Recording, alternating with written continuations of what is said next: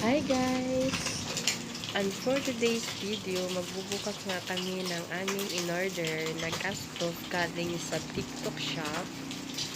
At ayan, excited na nga siyang makita kung anong laman or kung may damage ba. Kaya sabi niya sa akin, videohan ko daw para may ebidensya. Charot! Kung may damage o kung wala. Excited na kami makita kung ano ang laman yan. Ang laman. Excited na kami makita kung ano ang hitsura niyan. Kasi, meron na kaming isang gas stove. Kasi nga lang ay hindi lang siya. At yun nga lang, maliit lang yung space namin. Kaya, hindi ako sure kung magkasabay yung double burner doon sa...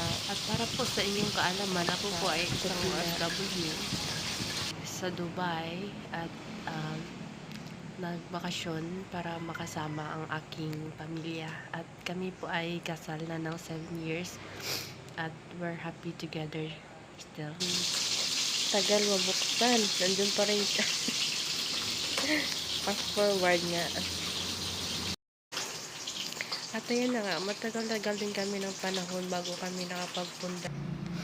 Finally naman at nabuksan na niya yung kanyang kanina pang ginatuhil-tuhil. At ayan na nga. We're so excited na makita kung okay ba. Approve. Okay na okay. At ayun na nga. Thank you guys for watching.